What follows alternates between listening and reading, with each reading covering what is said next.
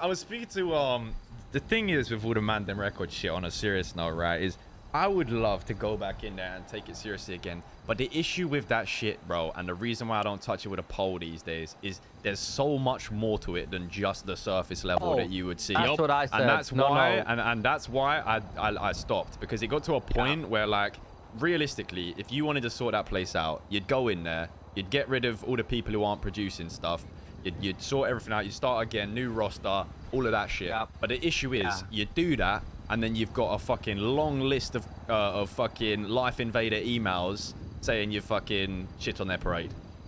And it's way more to it means way more to a lot of people than you realize. And it's I didn't want to play around with that, you know. That's why I just called it, because it gets too fucking techie. Let's put it this way. Wait, right, you made Saint CEO for what, 5 days, and within 3 of those she was already like, okay.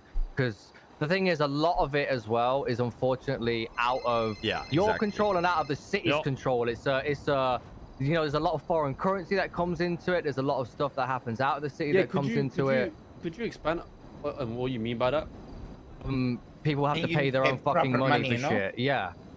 City currency. The thing is, though, like, I feel like if you're gonna get into music, you should already know that. Like, I feel like it's just the thing, right? People shouldn't be like, it makes in a one way it makes sense, but here I could see why people would think it doesn't make sense. But that's why it's techie. It's like my personal opinion these days is that record labels in this city should only have artists on them, and that artist should be making music there, here.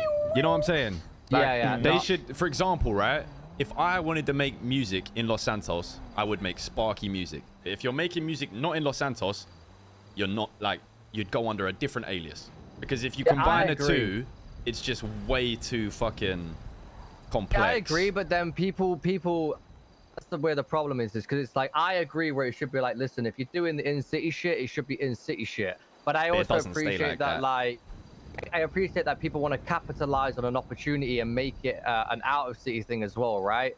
It shouldn't be, but who am I to say, or who are we to say they shouldn't be doing that? You know what I mean? They definitely should. You just have to separate it. Like, I would encourage people to even do that, but make sure you keep it separated, because if you combine the two, then the line gets blurred, and that's when it's someone can come into the label wanting to just, you know, run a record label in the city, and then they're faced with a lot more responsibility than they ever wanted, you know, which isn't really fair on the person who then gets involved.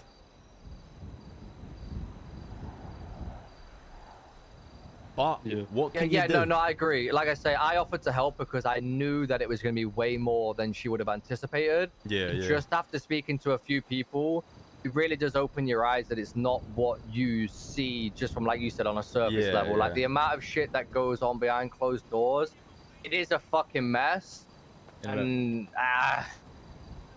like, honestly, if anyone ever wants to go in and have a go at doing shit, like, you're more than welcome. Like, you don't have to fucking just let me know. I'll give you a role. But I would, like, I also, you know, might be CEO for a couple of days. You can't touch anything there, unfortunately. You want me to be honest? That's the thing is, right, this is what Eski was just saying. Like, to us, when we go in there and fuck about, and like I said, I'm guilty of this, we don't really care. But to them, it means like the world to them. Yeah, exactly. Like, you going in there is, it's like you're an Asda, mate, and your mum comes in and starts chatting to you at the front desk. You know what I mean? Like, it means a lot to them. You're fucking with them more than you realize. Yeah, that's why they didn't like us being there, because we'd go there on a you know, let's see what can be created today. But that's not the vibe that is there. You know, they have a very different mentality. Even if you go in with the best intentions, though, as soon as you kind of realize all this stuff, it just gets very very deep, very quick. You know what I mean? So, like, correct me if I'm wrong, but it's more like a out-of-city business. Oh, 100%. In there, right? Yeah. So, okay, to give you a perspective, for a perspective, I'm not going to say who said this, but somebody was telling me about the fees that she pays, and I think she said, just for like I can't remember because I don't know music that well, but it sounded like it was about like £300 just for like one song, just for a few. Yeah, so obviously some of you know because you do music here. So when they paid 300 quid and then we're going in there and fucking about, that's their 300 quid that we're like fucking with. You know what I mean? It's not, and it's not the person who's charging's fault necessarily because they are doing a service, but it's like it's just a weird. That's just how it's just a weird the music industry is. line. In my opinion, yeah, you literally there should be no email for it. It should be you work there in the city. You go there, you make your music, you perform in the city, you get paid in the city. There's no emails, nothing like that. It's all dealt with here. But yeah, I agree. I don't know how easy that is to achieve, to be honest. It's like, because when you're going into music, you have to know about about paying engineers, buying the rights for the beat, 100%. all of that. That all goes into it, That's what's techie though, because they're like you have to be able to have your music on the radio, you have to exclusively own something, and to exclusively own something, there has to be some sort of agreement and/or exchange of money. So I'm just saying, whoever got to work with P Money and like Randolph and them, they better count their blessings. Well, yeah, because literally we spoke to people and apparently there's only 2 people in the whole city that will take in-city currency. Everybody else asks for foreign currency. Yeah, and one of them was stabbed and have now left MDMR. Yeah, so wait, now they have that? That fucking Dick guy. Yeah. Wait, he was doing it for in-city? In-city currency. Dick is just the Los Santos, I believe. But he also we paid a lot of money to sign that guy. Wait, so he left. He left. Yeah. Wait, why?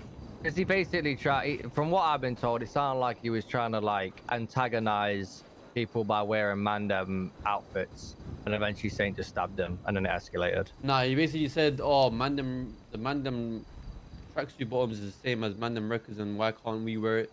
It's just. Oh no, he can't.